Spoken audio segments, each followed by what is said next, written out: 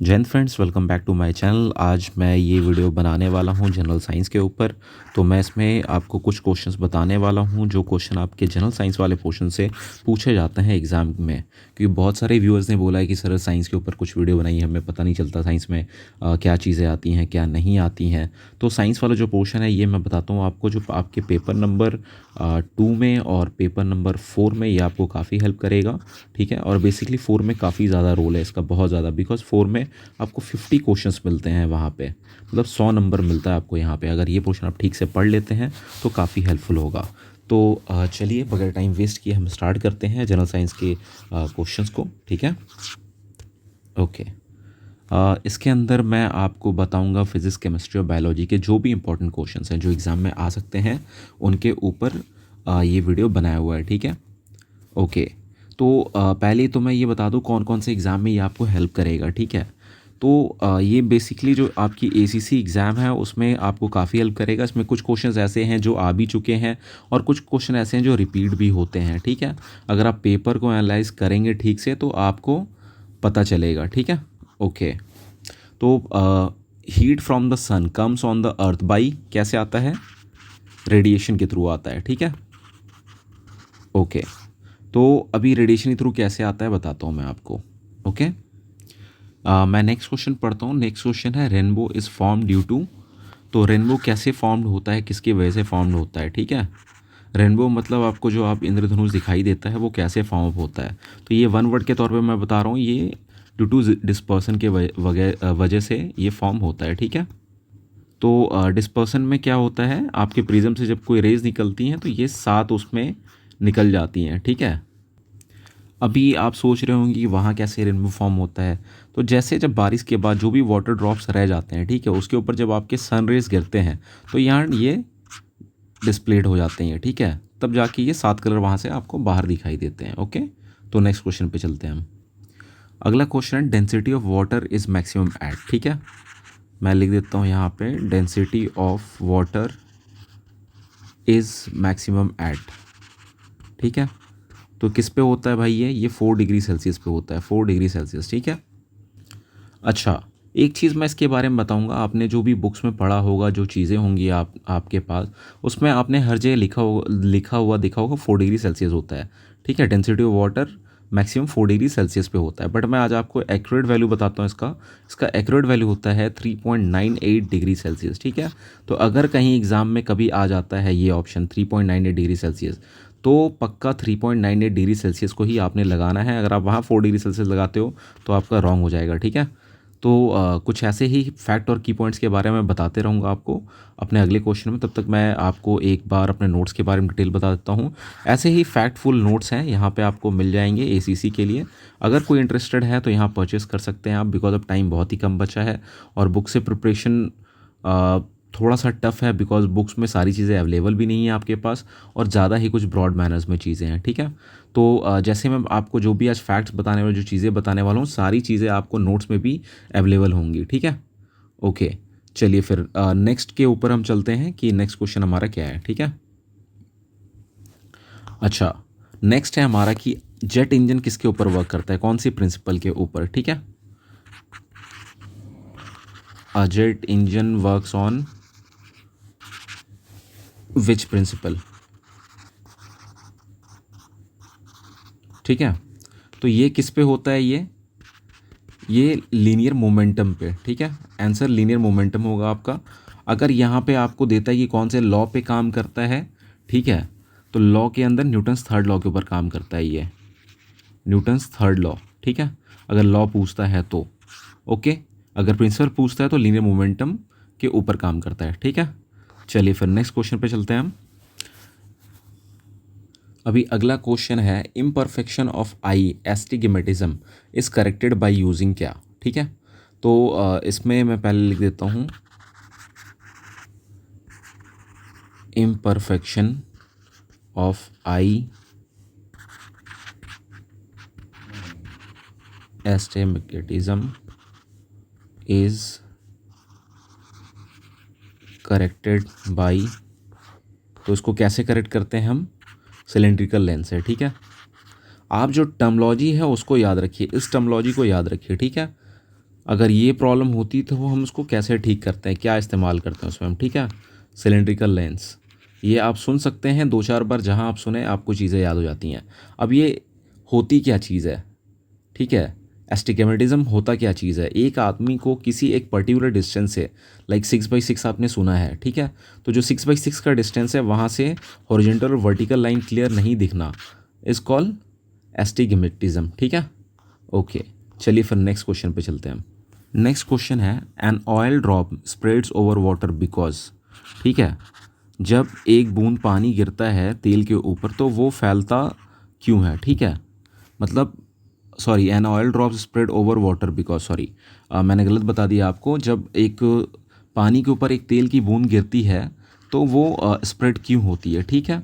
इसके पीछे क्या रीज़न है, ओवर वाटर बिकॉज, ठीक है। तो इसके पीछे रीज़न है, मैं वो बता रहा हूँ आपको। Surface tension of oil is much smaller than that of water, ठीक है। जो सरफेस टेंशन है ऑयल का वो बहुत ज़्यादा कम है आपके वाटर की तुलना में। इतनी चीज़ों को याद रखिए, आपका क्वेश्चन सॉल्व हो जाएगा, ठीक है। चलिए मैं कुछ इंपॉर्टेंट फैक्ट्स बताता हूँ आपको लेज़र लाइट के बारे में। सारे ही लेज़र लाइट बचपन में खेला होगा लोगों ने, ठीक है। तो इन a laser all the atoms, ठीक है, emits the light wave of, ठीक है। in a laser all the atom emit the light wave of dash, option same frequency, same amplitude, same phase. तो क्या होगा भाई, क्यों होता है ये, इसमें सारे के सारे सेम फ्रीक्वेंसी इमिट करते हैं, ठीक है, सेम फ्रीक्वेंसी है। In a laser all the atoms emits a light wave of same frequency, ठीक है। अभी अगला क्वेश्चन है एसी करंट, ठीक है, को डीसी करंट में कैसे बदल सकते हैं, किस चीज़ की मदद से। तो इसका ऑप्शन है रेक्टिफायर, ठीक है। आंसर इज़ रेक्टिफायर, ठीक है। देखिए बहुत ही कॉमन क्वेश्चन ही बताने जा रहा हूँ मैं, जो कि आपके एग्जाम में आने के काफ़ी चांसेस होते हैं और आते भी हैं ऐसे टाइप के क्वेश्चन एसीसी में। अगर आप प्रीवियस ईयर क्वेश्चन पे फॉलो अप करिएगा तो वहाँ आपको ये चीज़ें देखने के लिए मिलेगी, ठीक है। The force by which a body is attract toward the centre of the earth is called, ठीक है। Force by which a body is attract towards the center of the earth is what, is gravitational force, ठीक है। Gravitational force के वजह से ही कोई भी body attract होती है अर्थ की तरफ, नहीं तो हम हवा में उड़ रहे होते हैं, ठीक है। तो ये इसका आंसर हो जाएगा ग्रेविटेशनल फोर्स, ठीक है। इतने टर्मोलॉजी को याद रखते हुए चलना है और इस वीडियो का पक्का फीडबैक देना है भाई कि ये वीडियो कैसा लगा आपको, कुछ समझ में आया, कुछ काम हुआ नहीं हुआ इस वाले वीडियो में, ठीक है। Okay, the kinetic energy of body depends on, kinetic energy of a body is depend on, अच्छा। तो अगर आपने इसका फॉर्मूला देखा होगा, अगर किसी को याद होगा, तो इसका होता है हाफ mv², ठीक है। ओके, तो अगर mv² हो तो आपको पहले ही ईजिली समझ में आ गई काइनेटिक एनर्जी किस पर डिपेंड करता है, मास और वेलोसिटी पे, ठीक है। ओके, चलिए बॉयस लॉ क्या चीज़ बताता है, ठीक है। मैं हिंदी में इसलिए बोल रहा हूँ कि आपको चीज़ें याद रहेंगी, ठीक है। बॉयस लॉ स्टेट दैट,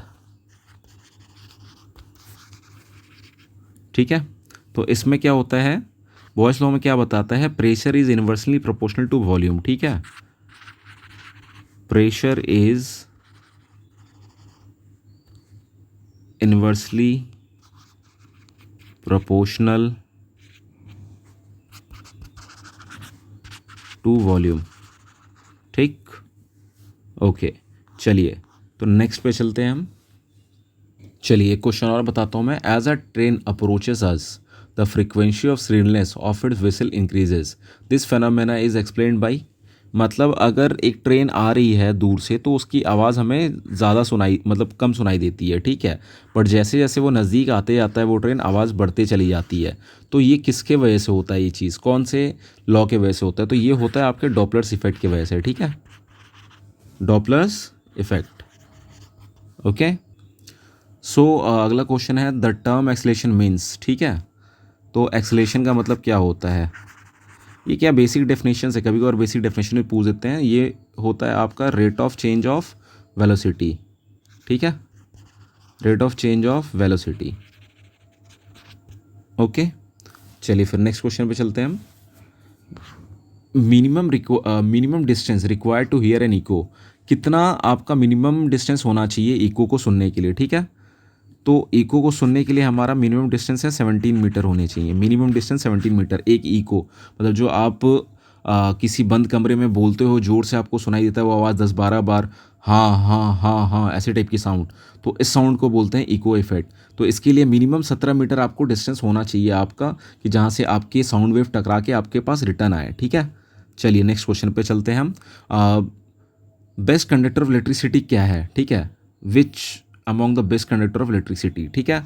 तो बताते हैं क्या है इसका आंसर। तो मैं बताने वाला हूँ आपको कि बेस्ट कंडक्टर ऑफ इलेक्ट्रिसिटी क्या होता है, ठीक है। बेस्ट कंडक्टर ऑफ इलेक्ट्रिसिटी होती है आपकी चांदी, सिल्वर, ठीक है। अभी बहुत सारे व्यूअर्स पूछ रहे होंगे, बोला सर इसका इस्तेमाल क्यों नहीं करते हम, ठीक है भैया बहुत महंगा है इसलिए इस्तेमाल नहीं करते हैं इसका, ठीक है। इसलिए हम कॉपर या फिर तांबे का इस्तेमाल कर लेते हैं वहाँ पे इसके बदले में, बट सबसे बेस्ट है आपका सिल्वर है, ठीक है। कभी एग्ज़ाम में पूछा जाए तो सिल्वर पे आंख बंद करके ताला मार के आ जाना भाई, ठीक है, करेक्ट आंसर है वो, ठीक है। Okay, tidal wave on sea is mainly due to, जो आपके टाइडल वेव्स दिखाई देते हैं सी के अंदर समंदर में, वो क्यों होते हैं, ठीक है। टाइडल वेव्स ऑन सी क्यों होते हैं भाई, ये ग्रेविटेशनल इफेक्ट मून और अर्थ की वजह से, ठीक है, जो आपकी ज्वार भाटा आती है, ठीक है। ग्रेविटेशनल फोर्स बिटवीन, मैं एक बार फिर से लिख देता हूँ, कुछ ज़्यादा ही गड़बड़ कर दिया मैंने इसको। Gravitational force between moon and earth, ठीक है। ओके, ऐसा unit of power of lens का क्या है भाई, ठीक है, पावर ऑफ लेंस, ओके। तो इसका क्या होता है, डायोप्टर, ऐसा unit, okay. Least distance of distinct vision for human I is कितना, ठीक है।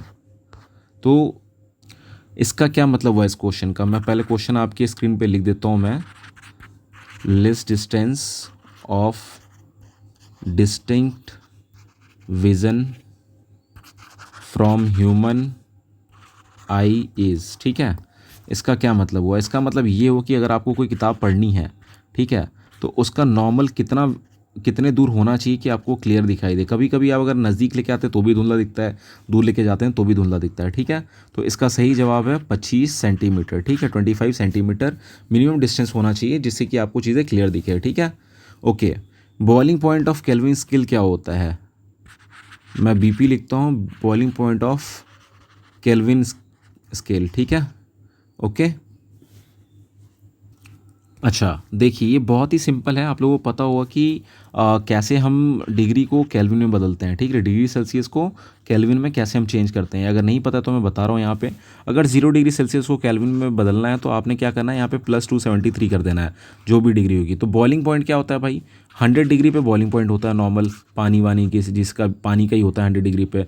तो अभी यहाँ पूछा है boiling point of kelvin scale, तो कितना होगा boiling point of kelvin scale का, 100 + 273 मतलब 373 यहाँ पे आंसर हो जाएगा, ठीक है, ये के, ओके, के लगाना मत भूलिएगा।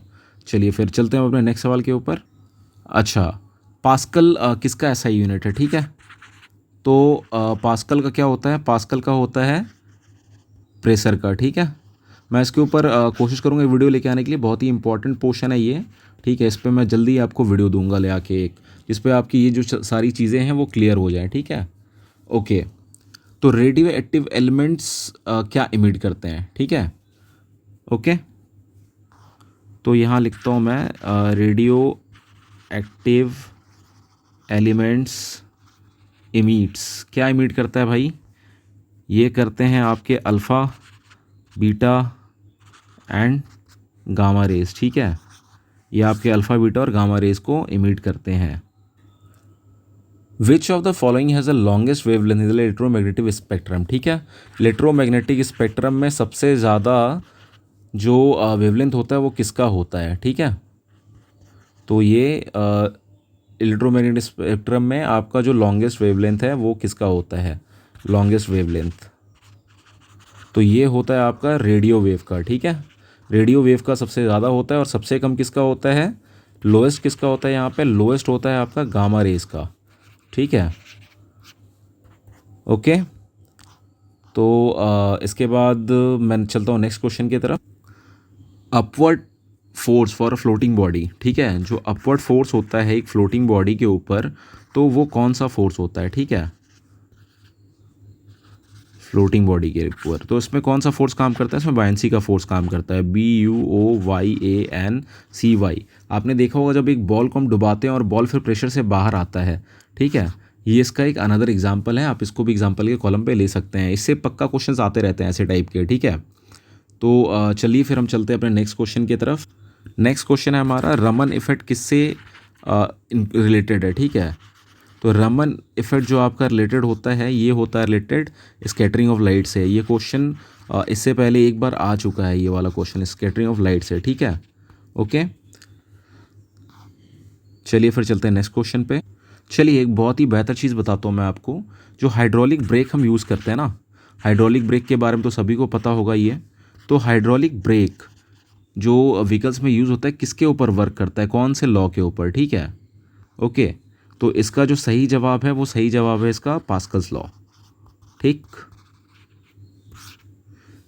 तो मैं आज का सेशन यहीं पे ख़त्म करना चाहूँगा। अगर आपको ये वीडियो अच्छा लगा हो, ऐसे टाइप के अगर आपको कंटेंट्स चाहिए, तो आप पक्का एक बार कमेंट सेक्शन में मेरे को पक्का एक बार पिंग करिए कि हाँ सर ऐसे टाइप के कुछ कंटेंट लेके आए, इसके ऊपर सर काम करो, तो I will make surely videos on that topics. ठीक है, और अगर किसी को ये सारी चीज़ अपने PDF में चाहिए, सॉफ्ट कॉपी में आपको अपने पास चाहिए ये सारे नोट्स, या आप प्रिंट आउट चाहते हैं, इनका नोट्स चाहते हैं, तो ये सारे जो क्वेश्चंस हैं ये सारे आपको इस नंबर पे कॉल करिए, आपको ये नोट्स अवेलेबल हो जाएंगे और नोट्स पेड हैं।